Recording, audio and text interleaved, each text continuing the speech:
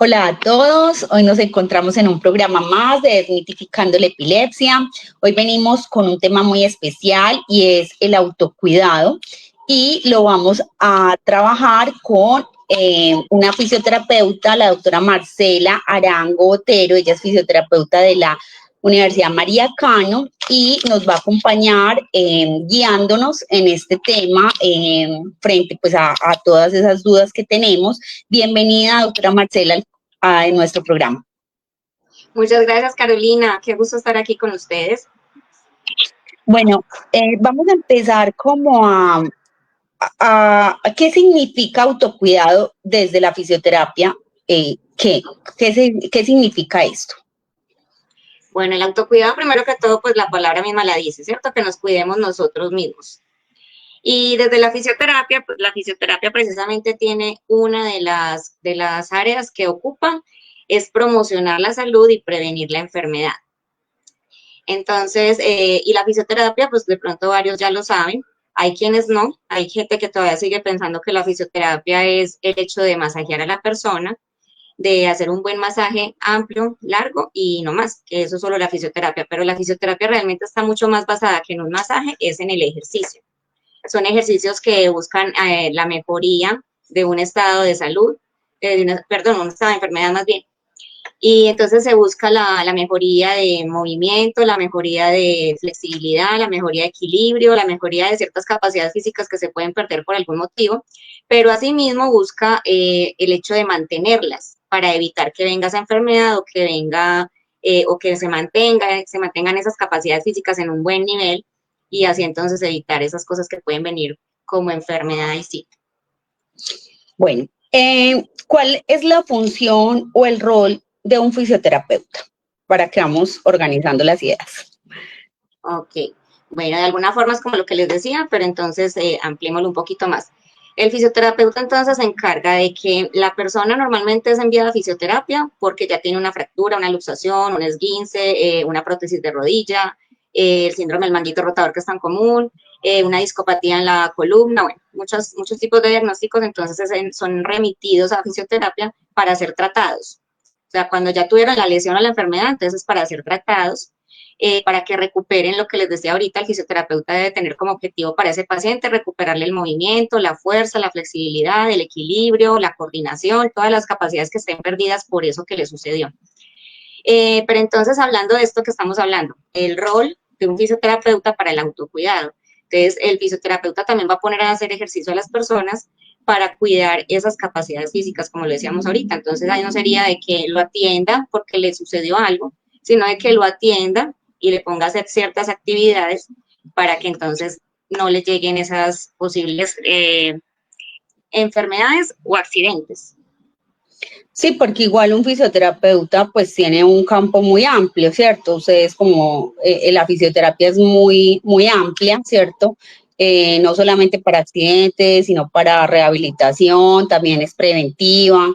Entonces lo preguntaba era como para que la gente supiera como todo esto, ¿cierto?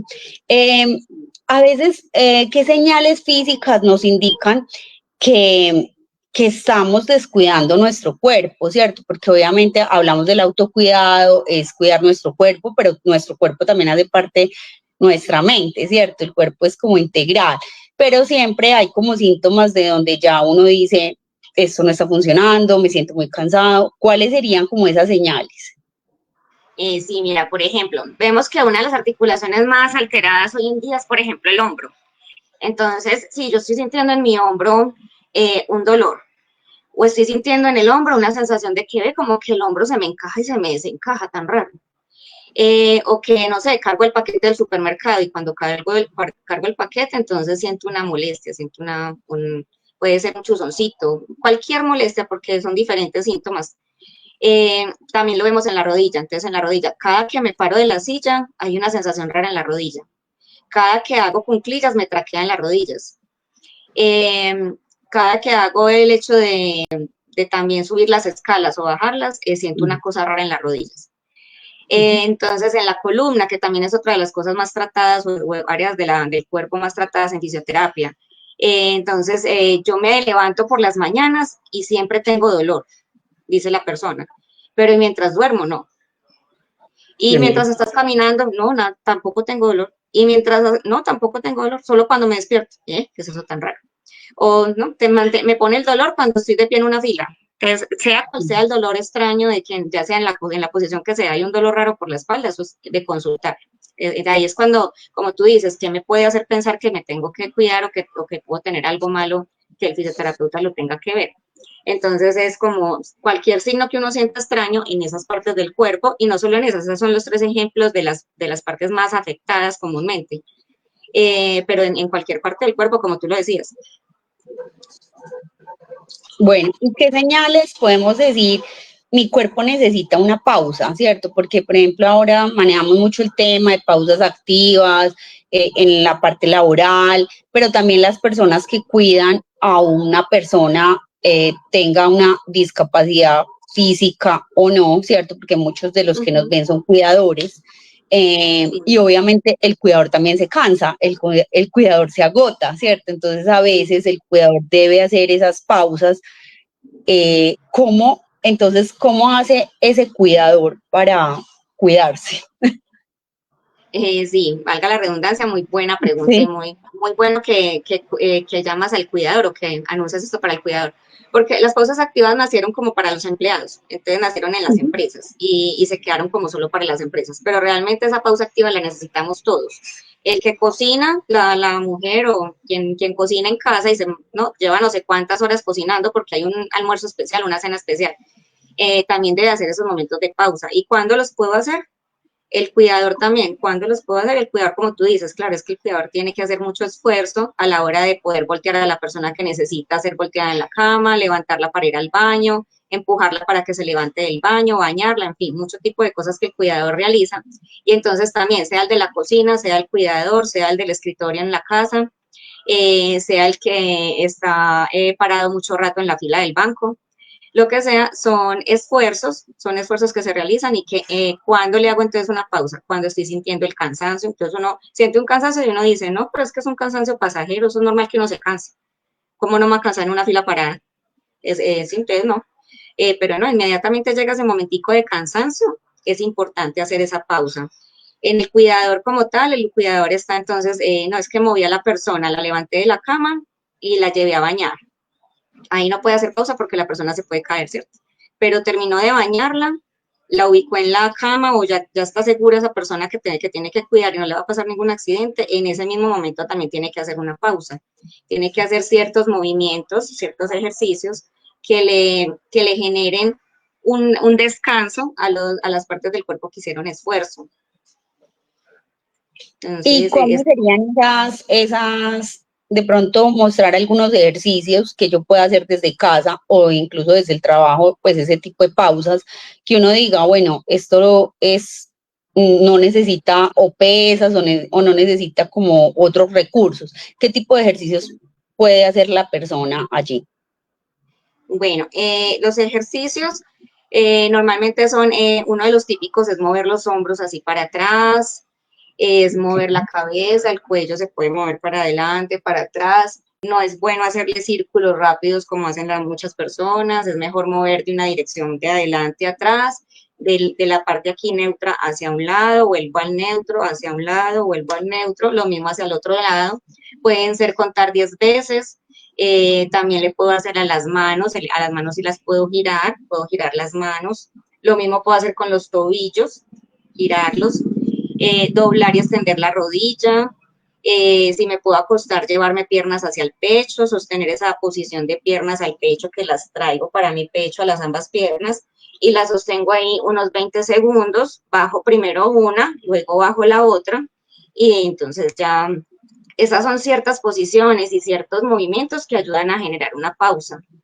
Y por ejemplo, la espalda o la cintura, que muchas veces uno, no sé, se levanta incluso hasta de la cama, ay, me duele la cintura, ¿cierto? Bueno, pueden ser muchas cosas, seguramente, muchas veces dicen, no, es el colchón, es la posición que durmió todo el día, toda la noche de un mismo lado. Muchas veces uno no se da cuenta porque si uno está muy dormido, pues eso a veces no. ¿Cómo hacer con la espalda? Tenemos algunas, de pronto, imágenes que quieras que pongamos para orientar o las ponemos ahorita o cómo así? Pues contamos con unas imágenes para hablar del cuidado que tenemos que tener con respecto a posturas. Esas imágenes las podríamos llegar a compartir en unos momentos. Ok. Con respecto al movimiento de la espalda, para darle un descanso, Ujú. es el hecho como de girar la cintura, girar la cadera, la cintura, girarla, llevarla a un lado, llevarla al otro, mover la cadera en el sentido de que, por ejemplo, ese movimiento pélvico en donde meto la cadera, la nalga como tal, chupo la nalga, vuelvo y la suelto.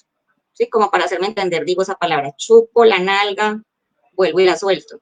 Ese tipo de movimiento nos ayuda también a acomodar esa parte de la columna lumbar, esa área que se queda normalmente como muy adolorida. Listo. Y como les decía, hacerle círculos al tronco y mover el tronco para adelante como si me fuera a agachar, moverlo para atrás como de que me quiero extender y moverlo hacia los lados. Y eso nos ayuda un poquito a darle pausa a esa parte de la columna lumbar, a la zona lumbar de la columna.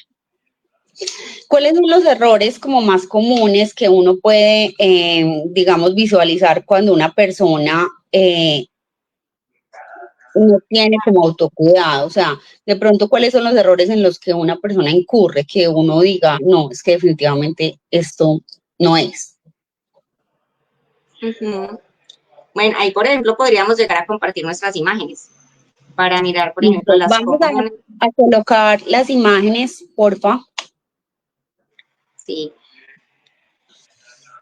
ahí nosotros les traemos unas imágenes para poder como mirar algunas posturas, algunos gestos que hacemos con nuestro cuerpo que no son Bueno, ahí adecuados. ya nos las están colocando, nos pueden poner un poquito más visible. Eso, Eso, ahí ya. miren por ejemplo ahí hay como varias posiciones que tomamos en el día a día. Entonces, vemos la primera hacia el lado izquierdo. Entonces, vemos a Ujú. una persona encorvada, que eso lo vemos mucho. Es muy común ver a la persona así en el metro, en el bus, esperando el bus o en la fila del banco, vuelvo y repito, mientras hablamos con otra amistad. Vemos mucha gente así encorvada. Mientras que la adecuada, miren que ahí está una flechita verde en la que está al lado izquierdo de ese encorvado. Está recta su espalda. Vemos una actividad muy común. Estoy parada en alguna parte con mi mochila. Está ahí al lado Mm. derecho de esa que estábamos viendo. Con mi mochila y también encorvado sosteniendo el peso de la mochila. Eso es algo inadecuado. Tenemos que estar derechitos y lo que le podemos hacer a la mochila es ponerla como más firme, apretarla para que quedemos en mejor postura y no que la mochila nos esté pesando como para abajo y entonces tenemos que encorvar para poderla sostener. Y Algo balancear el peso de la mochila, porque de todas formas muy... podemos cargar muchas cosas, pues, Uh-huh. y obviamente a veces el peso queda más en el hombro derecho que en el izquierdo, pues. Sí, así es. Miren debajo de ahí de la que estábamos viendo, debajo, lo tan común que es, llegué a mi casa y quiero estar en el computador, pero ay no, qué pereza, yo quiero estar acostada. Pero entonces miren ahí lo que nos están mostrando con ese puntico azul. Uh-huh. Está quien pone el computador, se apoya en los antebrazos Uh-huh. eh, y pone como las manos muy directas al teclado y entonces descarga de una manera inadecuada el peso del cuerpo, del tronco y lleva la cabeza como más para abajo, deja descargar la cabeza y eso es algo inadecuado.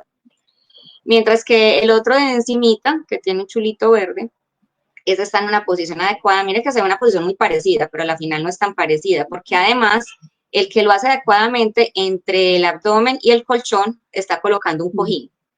Entonces el cojín está ayudando a sostener ahí las vértebras, está entonces ayudando a tener una mejor posición y a que haya un balanceo, como lo decía Caro, un balanceo entre ese peso del cuerpo que no está sostenido solamente por mis antebrazos, sino que me está ayudando a sostener un cojín.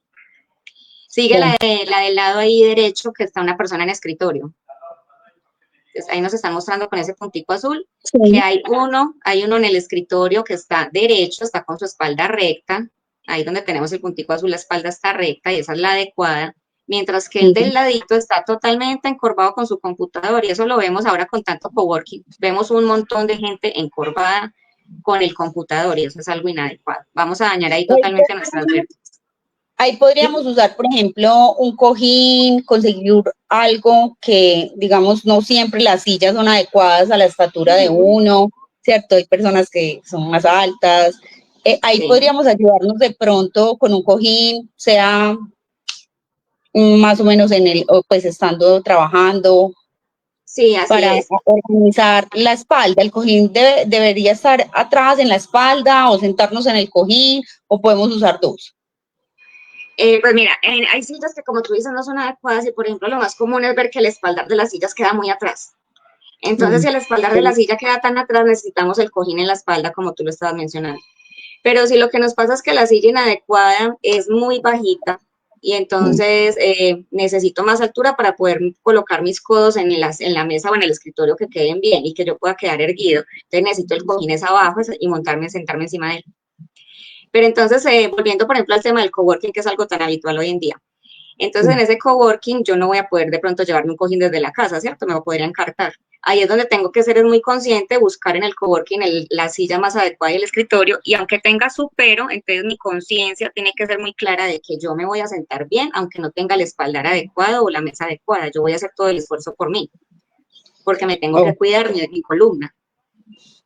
Y Por en ejemplo, esto de las personas que están en silla de ruedas, ¿cierto? Como para no desenfocarme en la silla, sí. a estas personas también se les acomoda de pronto este tipo, ya el cojín, pues para que ellos, aunque uno sabe que no se pueden mover, que ya tienen un problema de salud, ¿cierto?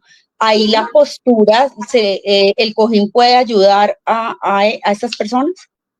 Sí, así es. Yo, por ejemplo, voy donde pacientes que están en sillas de ruedas y alcanzo a notar cómo sus familiares de pronto ya recibieron la información y quienes no. Entonces, yo se las doy de que tienen que poner el cojín y buscamos ahí como el cojín más cercano de que, a ver, miremos el del sofá.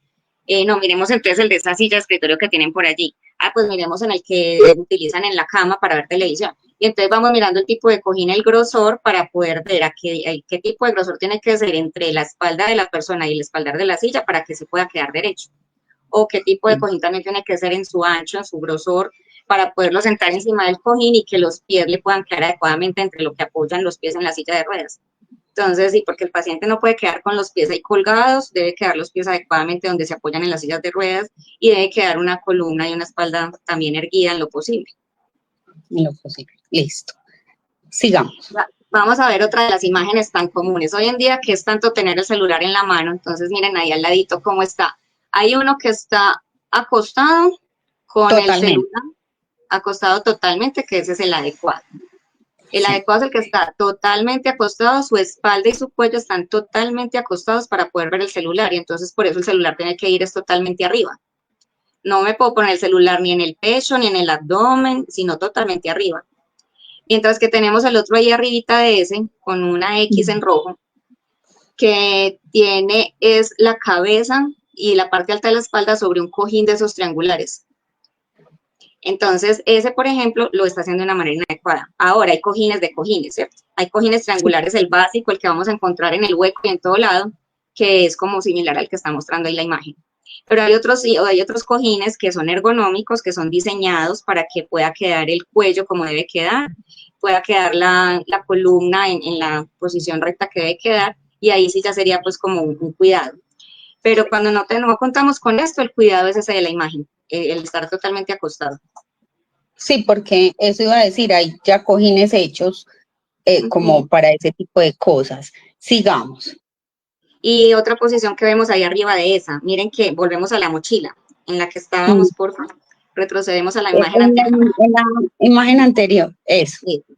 Entonces estábamos en el que está viendo el celular acostado en la cama, ¿cierto? Pero subimos Sí. a ese que tiene mochila anaranjada. Y Ujú, entonces ahí lo que decía Carolina ahorita, uno tiene la mochila solamente en un hombro, ahí donde está el puntico azul que nos están indicando, ujú, que nos está mostrando, tiene la mochila en un solo hombro y el otro tiene la mochila en los dos. ujú. Y aprovechemos que los que se alcanzan a ver ahí los pies, miren los pies separados, esos pies separados al ancho de cadera es lo adecuado porque estabiliza la Sí. columna. Pero tener los pies juntos, la mochila en un solo lado, o los pies juntos y la mochila en dos hombros, hay una inestabilidad de peso, el peso de nuestro cuerpo más el peso de la mochila. Entonces, por eso lo adecuado es que tengamos la mochila en los dos hombros y las piernas separadas. Y En ahí la que es donde se tenemos, ocasiona el dolor aquí en el hombro. sí, es común que entonces por un lado nos duele el hombro, por otro lado la espalda en esa misma altura del hombro, pero en la parte trasera, en la espalda como tal, También entonces viene lo que son los espasmos y muchas cosas que ocasionan dolores, pero si le sumamos esto de un mal esfuerzo de una mochila con una mala posición, las molestias van a ser más. Y sobre todo los daños que hay en las vértebras, eso es lo que hay que cuidar mucho, las vértebras. Ok. Vemos otra figurita ahí al ladito, el que está agachado en el piso, como cuando estábamos en recreo en el colegio. Y entonces ahí está, esa que nos está mostrando con el circulito azul, está en una postura adecuada, porque miren que está con la columna erguida o derecha, recta, tiene las rodillas como en la misma altura, tiene las piernas cruzadas, pero con las rodillas en paralelo. Mientras que el de arriba, además de que está encorvado, tiene una rodilla muy montada entre la otra. Y eso también es algo inadecuado. Esa encorvada tan fuerte con una rodilla como muy cruzada encima de la otra nos va a dañar la rodilla, posiblemente inclusive la cadera y la columna, como estamos hablando de las vértebras, como se van dañando entre la posición encorvada. Claro.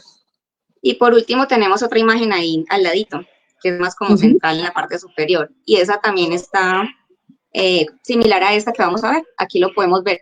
En esta que estamos aquí viendo en el momento, hay unos que están en escritorio. Están en escritorio y están así, uno viene encorvado y el otro no. Entonces sigue siendo la posición adecuada. En el lado izquierdo de esa misma imagen, vemos a alguien parado. En la parte superior, vemos a alguien parado como con una carpeta, con algo que está cargando al lado, ¿cierto? Tiene eso que está cargando lo tiene en un brazo. Y entonces, miren, por ejemplo, está cargando la carpeta y viendo el celular, pero entonces hay quien lo está haciendo erguido, recto, con esa espalda recta, derecha, y hay el que lo está haciendo también encorvado. Entonces, tras de que tiene un peso en un lado nomás, está con la columna en una muy mala posición y también se le va a dañar la columna, los hombros, posiblemente hasta la cadera y le va a producir problemas en el cuello, porque miren también el cuello para abajo. Es muy común ahora, miramos mucho el celular con el cuello para abajo. Entonces, y hay que tener en cuenta, muchas funciones de nuestra vida es el cuello para abajo, porque el cuello lo necesitamos para poder lavar lo que queramos lavar, lo necesitamos para poder escribir, lo necesitamos para muchas cosas, pero entonces si lo hacemos con la cabeza siempre mirando para abajo, nos vamos a afectar mucho en la parte cervical, que es la parte del cuello. En esa misma imagen abajito vemos una cosa muy, muy mala, y es el que está queriendo cargar un cajón o una caja. Que es muy común en personas que trabajan en bodegas o, bueno, que cargan tantas cosas, e incluso una persona que quiera cargar a otra. Sí, exactamente.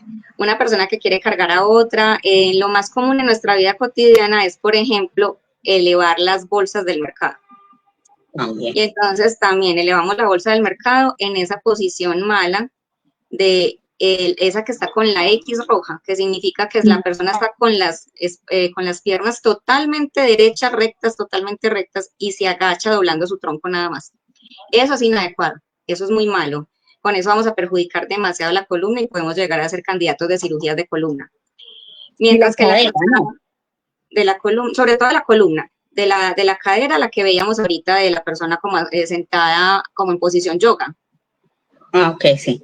Se afectaría mucho la cadera. Pero entonces en esta lo que más afecta es la columna y nos está mostrando ahí el que está levantando la cajita cómo si se hace adecuado. Se hace adecuado doblando las rodillas, haciendo como una especie de sentadilla. Cuando hacemos sentadilla de ejercicio, por ejemplo, entonces abrimos nuestras piernas, doblamos la rodilla, hacemos una posición tipo sentados, cogemos la caja, la bolsa, lo que vayamos a coger y elevamos hacia nuestro pecho. Okay. Y entonces así definimos con esos dos esqueléticos, por ejemplo, definimos que total evitar todo lo que se relacione con el encorve, con esto de estar encorvados en cualquiera de las cosas, de las opciones que vimos ahí. Listo. Como fisioterapeuta, ¿qué tipo de acompañamiento, cierto? ¿Cómo se puede brindar a un cuidador que tenga un desgaste físico? Porque, por ejemplo, ya hay cuidadores que ya no es solamente la persona que está cuidando que ya tiene un desgaste, sino que el cuidador también tiene un desgaste. ¿Ustedes acompañan a las dos personas? ¿Eso tiene una terapia? ¿Cómo ustedes acompañan a este tipo de personas? Bueno, pues normalmente las terapias no son para ambos, a no ser que los mismos familiares fueran tan conscientes y digan, bueno, aparte de que le pago las terapias de mi mamá, también por favor hágale terapias a la cuidadora de mi mamá. Eso no sucede, eso es muy poco, pero yo creo que nosotros como fisioterapeutas, siendo conscientes del tanto daño que se puede hacer un cuidador entre el momento que estamos atendiendo a nuestro paciente, podemos aprovechar para darle ciertas sugerencias al cuidador. Entonces, a mí, por ejemplo, me ha tocado ver cómo el cuidador eleva a la persona desde la silla de ruedas de una manera muy inadecuada. Entonces, la coge de las manos, o sea que manos con manos se unen, el cuidador está delante de esa persona en silla de ruedas y la empuja hacia adelante, pero desde las manos. Y eso desde las manos el cuidador está haciendo un muy mal esfuerzo porque se está yendo como para atrás, así impulsado, como de que, ¡ay, venga para acá! Y eso es algo muy, muy mal hecho. Eso nos va a ocasionar problemas en hombros, problemas en muñecas, problemas en codos, problemas en columna. Entonces ahí es como donde uno de fisioterapeuta, si se pilla eso, pues acérquese al cuidador y dígale cómo es la manera adecuada, que pues de pronto aquí no me queda fácil indicar con mucha exactitud cuál es la manera adecuada, pero sí es mejor que el cuidador lo coja desde los hombros, le diga venga abracémonos y más bien como desde el abrazo impulsémonos ambos, buscar la ayuda también de que yo soy la cuidadora, pero señora hija de la que estoy tratando, de la paciente, entre las dos la subimos, entre las dos la levantamos. Es mejor que cogerla de las manos, de coger a esa persona de las manos, cogerla de aquí, de las axilas y sobre todo con el codo del cuidador. Entonces el codo del cuidador entra por la axila entra así por la axila del paciente y con impulso la levanta desde atrás, dándole la espalda. Y no de frente, jalándola con sus propias manos. Eso ayuda a un menor riesgo, pues Ayuda un a un menor riesgo. desgarre, porque obviamente hay como, la va a coger de mejor manera. Y la va a coger con más precaución. Mm, ¿En qué momento uno dice, pues de acuerdo como hay personas que tienen demasiada discapacidad, ¿cierto? Una física, bueno, ¿en qué momento uno debe decir, tengo que buscar la ayuda de ese profesional? Porque obviamente de pronto hay señales en casa que ya uno va diciendo, no, es que esto ya no es normal, ¿cierto? Hay de pronto cosas que ustedes digan en ese momento, es que ustedes tienen que buscar ayuda. ¿Cuáles serían esos? Sí, pues uno de ellos es el dolor. Ante el dolor de cualquier parte del cuerpo es mejor consultarnos. Nosotros como fisioterapeutas no podemos ordenar medicamentos, entonces no puede llegar la persona a donde nosotros esperando, no, voy donde un fisioterapeuta a ver qué medicamento me ordena, no. Nosotros no podemos decir nada relacionado a tipo de medicamentos. Ahí es donde es importante ser diagnosticado por el médico. Pero sin embargo, un fisioterapeuta se le puede acercar diciéndole me duele y entonces nosotros como fisioterapeuta vamos a dar ciertas indicaciones, sugerencias de cómo puede manejar el dolor en casa. Cuando el dolor se vuelve crónico, con lo que nosotros sugerimos no hubo como mejoría, entonces más bien sea diagnosticado por parte del médico con imágenes diagnósticas y exámenes. También cuando la persona entonces siente que le traquea varias partes de su cuerpo o algo una sola, también se puede acercar al fisioterapeuta y le vamos a dar también indicaciones, sugerencias, le vamos a indicar ciertos movimientos o ejercicios. Cuando la persona también siente debilidad, de que yo de un momento a otro siento que subo las escalas y ya no es con la fuerza de antes. También, de que no, imagínese que yo no sé, yo me acerco a usted, Marcela, porque yo era capaz como de ir más allá que como queriéndome tocar la punta de los pies y pues yo no me tocaba la punta de los pies, pero no llegaba hasta las rodillas, yo llegaba hasta los tobillos por lo menos, ¿qué me estará pasando? Entonces también es una de los motivos de por qué consultar a un fisioterapeuta. Todo lo que vayan sintiendo que el cuerpo está cambiando y que ya no responde igual, se puede consultar al fisioterapeuta. ¿Qué diferencia hay en fisioterapia preventiva y una fisioterapia de rehabilitación? Okay. Algo similar a lo que les decía al inicio, la fisioterapia de rehabilitación es cuando ya hay un diagnóstico. Entonces Okay. ya la persona se sabe que tuvo derrame cerebral, que entonces ya quedó paralizado medio cuerpo, el cuerpo completo, lo que quedó, o lo que les mencionaba de ejemplos de las esguinces, las luxaciones y lo demás. Ya hay una Eh, lesión, mejor dicho. ya hay una lesión, ya sea lesión osteomuscular, lesión cerebral como la que mencioné ahorita, y entonces hay que hacerle rehabilitación. Pero la fisioterapeuta preventiva, entonces es como la que hablábamos también al inicio, de que entonces hagamos ciertos ejercicios, hagamos ciertas actividades para prevenir que nos lleguen cosas como las que estamos hablando ahorita, problemas en la columna, problemas en los hombros, problemas en las rodillas. Entonces es realizar pues ciertos ejercicios diferenciados pues a cada uno de los temas o de las áreas del cuerpo. También la prevención de la fisioterapia se maneja desde la hidroterapia, desde las piscinas. Las piscinas también es un lugar muy adecuado, inclusive aprovechando que aquí venimos de una fundación, Renacer con Amor para la epilepsia. La epilepsia es una enfermedad cerebral y lo que es la natación, todo lo que tenga que ver con piscina es algo muy adecuado para el cerebro. Y, y pues precisamente si vamos a mencionar la epilepsia, yo creo que ya sabemos de parte de muchas personas que han estado por aquí, médicos, psiquiatras, lo que sea, han estado por aquí con nosotros, nos han comentado qué tan importante es el ejercicio. Y como decía yo al inicio, la fisioterapia va basada en el ejercicio, no en el masaje. Entonces, Sí, por es que eso el son dos cosas fisioterapeuta... muy distintas, son cosas muy Sí, distintas. ¿Qué sí, sí. beneficios tiene la fisioterapia más allá de lo físico? Más allá de lo físico, porque obviamente, pues sí, claro, está nuestro cuerpo, que es lo que, pero digamos que la fisioterapia a veces también trabaja como otros aspectos, ¿cierto? El hecho de Sí. hacer ejercicio a veces obviamente te despeja la mente, Uh-huh. el dormir bien, porque otra cosa es cómo influye, por ahí me habían eh, pasado una pregunta de cómo influiría el sueño en el autocuidado. Sí. Y obviamente es algo muy relevante porque pues cuando no dormimos bien, pues obviamente Uh-huh. todo el día te la pasas cansado y de pronto Sí. simplemente puede que no dormiste bien y pueda que no hayas alzado ni una silla. Uh-huh.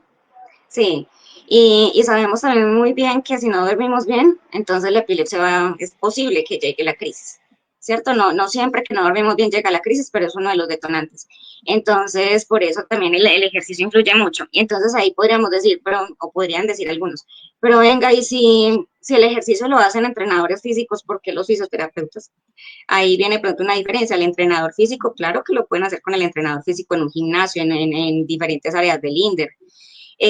La diferencia es que el fisioterapeuta, como tiene ciertas bases el estudio anatómico, del estudio como de ciertas cosas del cuerpo desde el ámbito de la salud o desde el área de la salud, entonces el fisioterapeuta, además de que da ejercicios, tiene en cuenta como el estado de salud de una manera más clara del paciente, porque tiene más cercanías al diagnóstico. El entrenador normalmente no tiene como diagnóstico de la persona, solo sabe que tiene como algo en la rodilla, solamente sabe que sí, que tiene epilepsia, pero pues eso yo no sé bien cómo se maneja la epilepsia.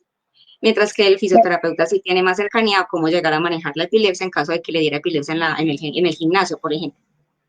Sí, porque igual de alguna manera la fisioterapia es como un bracito de las tantas, digamos, ramas que tiene la medicina. Es cierto, una extensión, porque sabemos que es muy amplia, aunque no son, ¿cierto?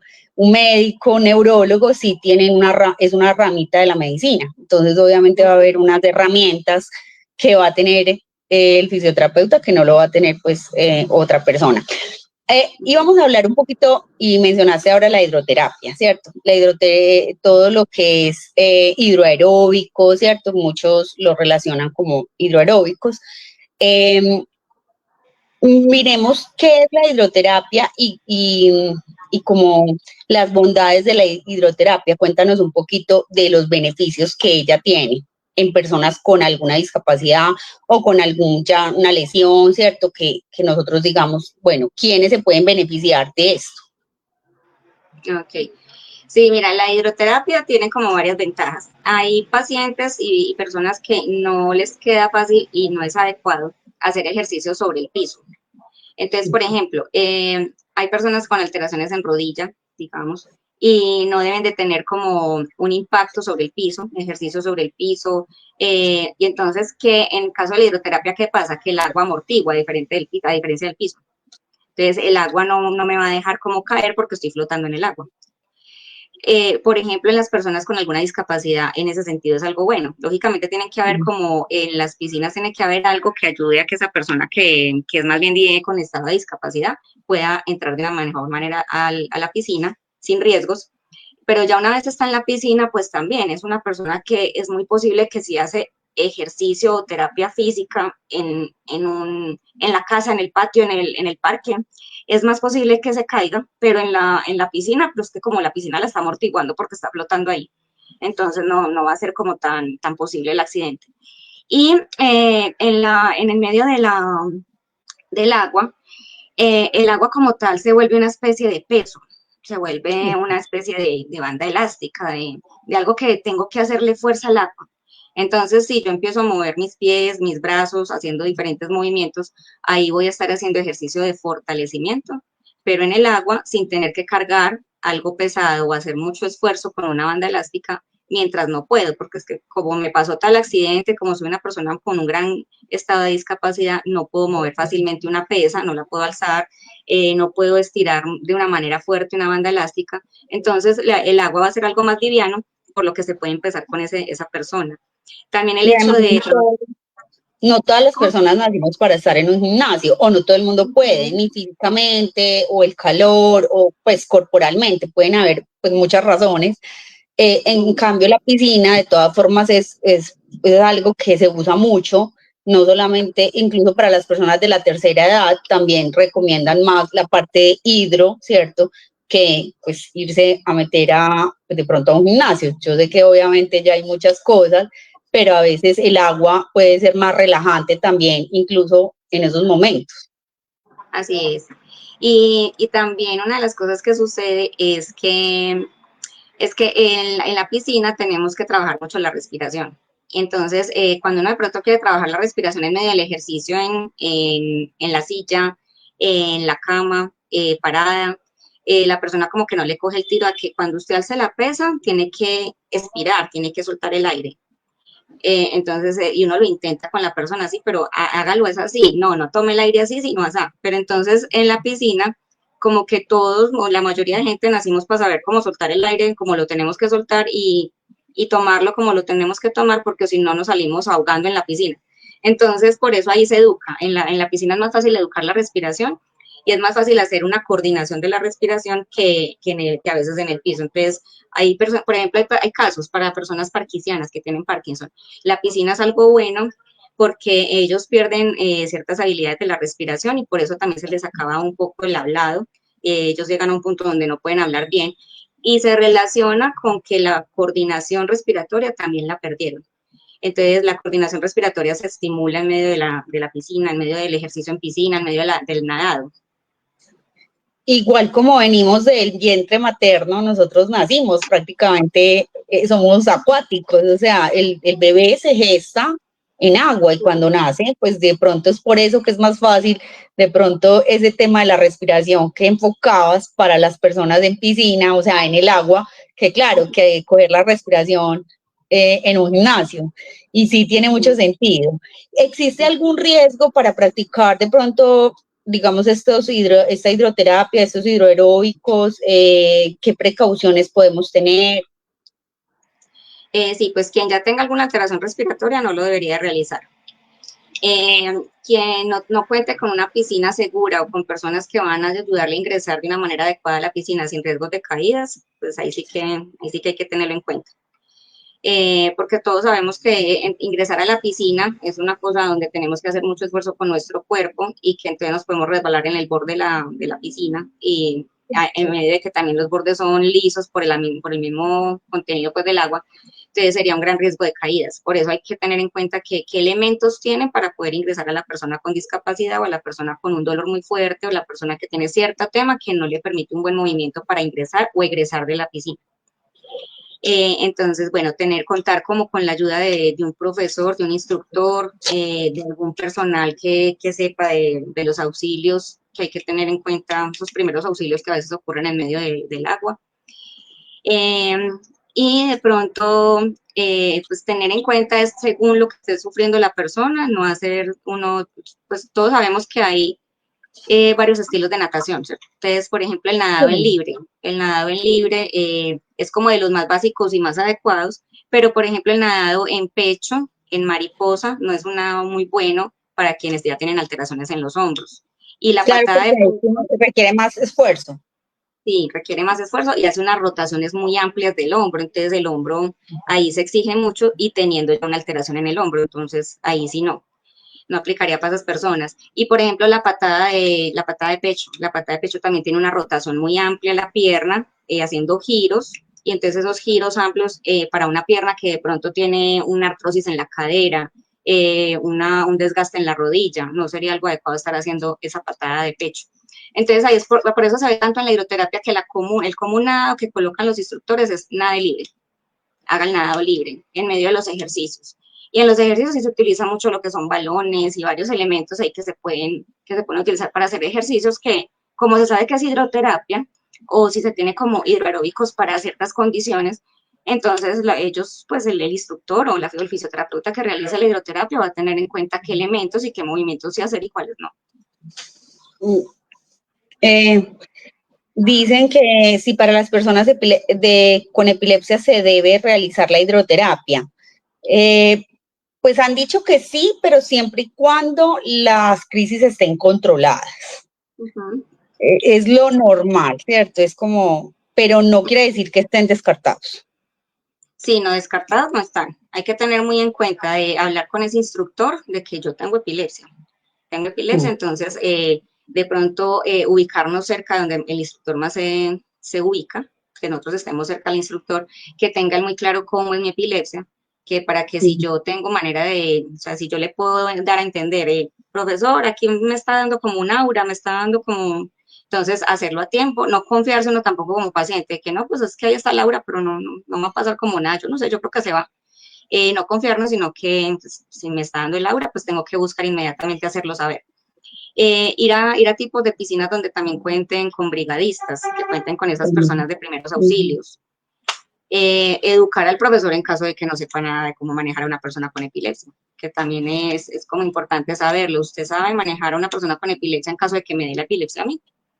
Y ser muy conscientes como pacientes, ¿tengo las crisis como alborotaditas en estos tiempos o más bien las tengo controladas? Si están alborotaditas no podemos arriesgarnos a la piscina.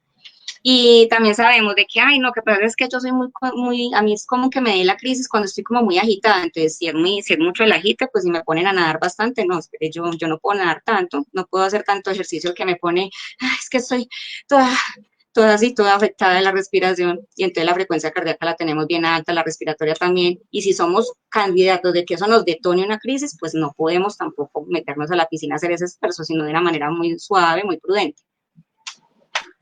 Sí, llevar como las condiciones también que nos diga el neurólogo, porque hay personas que de pronto la recomiendan, hay otros neurólogos que dirán, no, no se pueden, porque igual no todos somos iguales. ¿Cómo puede una familia fomentar el autocuidado físico en esa persona, cierto, en su ser querido? Porque muchas veces la gente, pues obviamente al estar enferma, pues digamos que no quiere hacer nada, ¿cierto? No se quiere ayudar. Autoayudar, digámoslo así. ¿Cómo hace, qué estrategia le podemos dar a la familia desde casa para esto? Sí, mira que es demasiado común. Yo creo que todos caemos en que no nos autocuidamos en muchas ocasiones. Entonces, muchos podemos estar entonces en medio de este tutorial o esta charla que estamos llevando en el momento. Y de pronto en este momento decimos, ay, no, sí, qué tan chévere, hay que tener en cuenta todo eso. Pero ¿será que lo aplicaremos? ¿Lo aplicaremos o no lo aplicaremos? Es mucho el porcentaje de que no lo aplicaremos. Entonces ahí es como donde como familia y como amistades deberíamos de hacer como planes, de que bueno, ¿será que todos junticos como familia o será que hermano, hermana, prima, primo, amigo, amiga, novios, será que salimos juntos a darle una vuelta al estadio, supongamos, darle una vueltica al estadio ahí como día por medio o los sábados o algo así? O al parque. Al parque. De pronto esto de que, ay, miren, papás, ahorita estaba pues en un tutorial de esos y nos estaban diciendo que no debemos de sentarnos así o así. Entonces, nos recordamos entre todos cuando papá está en el computador, cuando mamá está cargando el mercado, cuando yo estoy de pronto tirada en el sofá viendo el celular, como que entre todos nos recordamos, acuérdense que así no puede ser la postura. Entonces yo le digo a usted mamá, usted me dice a mi papá, entonces como que entre familia nos podemos ayudar a recordar esas cosas de cuidado y a estimular en conjunto, entre familia o entre amistades, a hacer el ejercicio, porque normalmente acompañados somos más animados a hacer el ejercicio que solos. ¿Y qué ejercicios podemos hacer desde casa? Desde casa, pues hay varios ejercicios. Ahí, yo creo que para que sea algo más amplio, en otra ocasión podemos tener también otra de estas charlitas mostrando ya más claro imágenes de ejercicios.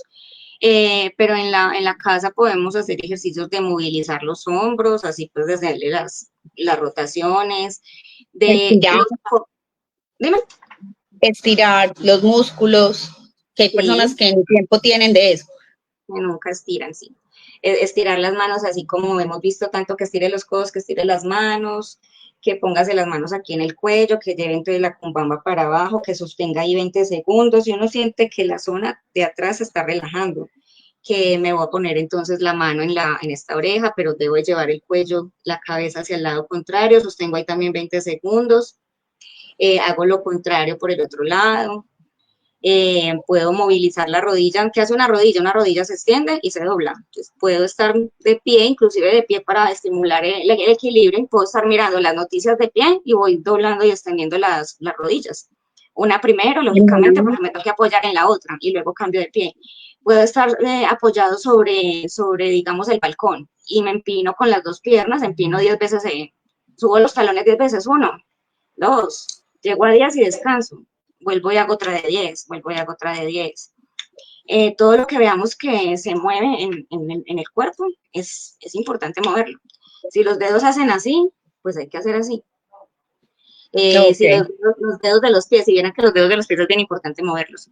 Estoy yo sentada descalza, viendo la televisión, y este es el pie, supongamos, elevar los dedos, elevar los dedos, elevar los dedos del pie, eso es algo súper importante y estimula el Bueno, cerebro. se nos está acabando el tiempo, pero bueno, digamos que haremos otra ronda, otra sesión donde hagamos unos ejercicios más prácticos. Sin embargo, pues acá se mostraron muchas cosas que son muy comunes. En todos nos sentamos mal, cargamos mal la maleta y bueno, muchas cosas. Eh, Marcela, ¿dónde te podemos contactar? Nosotros sabemos que tú tienes tu marca de domificio, ¿dónde te podemos contactar? Cuéntanos un poquito. Bueno, creo que Dora les comparte ahí las redes, quedan ahí como en Sí. pantalla, pero igual también les digo por aquí, la forma más fácil de contactarme a mí realmente es haciéndome una llamada al 301-554-7460, ahí inclusive está en pantalla, 301-554-7460. Ya sea, pues la llamada sería lo ideal, si no se puede la llamada, ahí queda el mensaje también del WhatsApp. Y entonces, y como decía Carolina, la marca que tengo es Domificio, terapias a domicilio, o fisioterapia a Ok. domicilio. Entonces Esa ya es uno la te forma como contacta la y compro. tú lo evalúas a uno. Tú vas hasta la casa, haces una valoración y Ujú. ya me imagino que de acuerdo al caso, pues ya serán los ejercicios o las terapias que tú envías. Así es, sí. Y según donde vive la persona, si la persona, por ejemplo, cuenta con piscina, entonces, y es candidata a la hidroterapia, también la he aplicado. También se puede aplicar la hidroterapia. Bueno, Marcela, muchas gracias por el espacio. Ahí quedan los contactos de la doctora Marcela, está el Instagram, está el teléfono que también está para que busquen sus redes sociales. Se encuentra aquí en Medellín, sí, estaban diciendo que se encuentra aquí. Eh, pero bueno, ustedes ya la contactan. Si quiere, el programa queda en nuestras redes, el que llegó tarde y lo quiere repetir, lo puede volver a ver, lo puede compartir a otras personas que de pronto pues necesitan este tipo de, como de recomendaciones. Y bueno, también si la quieren contactar por medio de la fundación, también es viable. Así que muchas gracias a todos por conectarse. Marcela, muchas gracias por recibir nuestra invitación. Muchas gracias a ustedes. Qué bueno poder dar un aporte para el cuidado. Bueno, feliz noche a todos. Gracias. Igualmente una feliz noche para todos de mi parte. Hasta luego.